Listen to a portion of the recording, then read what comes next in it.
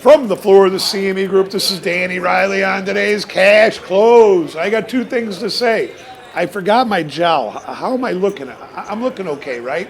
And then the other thing is I told you guys on Friday that we, based on the close, the overall tone of the S&P, I thought we'd be down today, and I got that right too. The name of this video, traders, is S&P 500 Chop Shop. Ooh, ah. The high of the day in the S&P came in at 2:051.30 mid-morning. The low came in at 2:037 even mid-afternoon, and last we're 2:043.10. We're up 9 handles. Isn't that weird? Doesn't it feel like we're down on the day? I don't know why that is. Total volume is low, and I mean low. I don't know how this goes. We had like 1.8, 1.9, 2 million minis being traded a day. Today's total volume, we've got 1.25 million minis traded, and we've got 2,500 big S&Ps traded in the pit. MOC, the MIM had the direction right.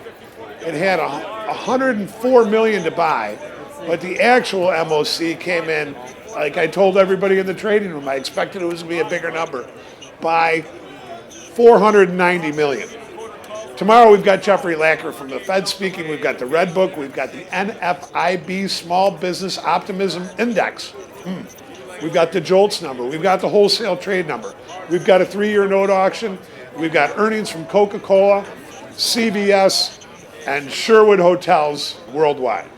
Now look, I know that traders like the movement. They like this crazy volatility chop. But just listen to me. Over the last 8 sessions, on Jan 27th, we closed down 23.6 handles. On Jan 30th, we closed down 30.1 handles. On February 2nd, we closed up 28.7 handles. On the 3rd, we closed up 25 handles.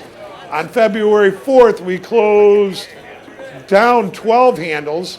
On the 25th, we closed up 25 handles. On the 6th, we closed down 20, and I don't know what we're doing right now. We're up about 9 or 10 handles. It's so crazy, I don't know what to think. But in all honesty, I think what we've kind of got to deal with here is we've got to be kind of looking toward the end of the week here. And the PitBull's Thursday Friday low. I do think that the S&P will firm up. We're in this kind of funky range from 1970 to 2070. And what I get the feeling is that when the crowd, I'll just say, won't say the bulls are the bears, but when the crowd gets overly long or gets overly short, the market moves the other direction. And I think that's going to continue. Now look, the Greeks and the Russians have been adding fuel to the fire, no doubt about it. And this week there's going to be a lot of headlines coming out of both nations. And you know what? My own gut says that, one, the Greeks are not going to do anything right, or what they should do for the people that loaned them the money. And then on the other side of this coin, I don't think Vladimir Putin, the guy won't even admit that he's got Russian troops on the ground. So how are you going to get him to acquiesce? And it's just not going to work out. I think there's some very, very bad things coming down the pipe. But then again, I don't know how that's going to affect the S&P. We're just kind of in this big wishy-washy range. And I don't know when we're going to break out of it. You know what? I'm just going to leave it like that. That's what I saw today. And I'll see you guys tomorrow on the opening print.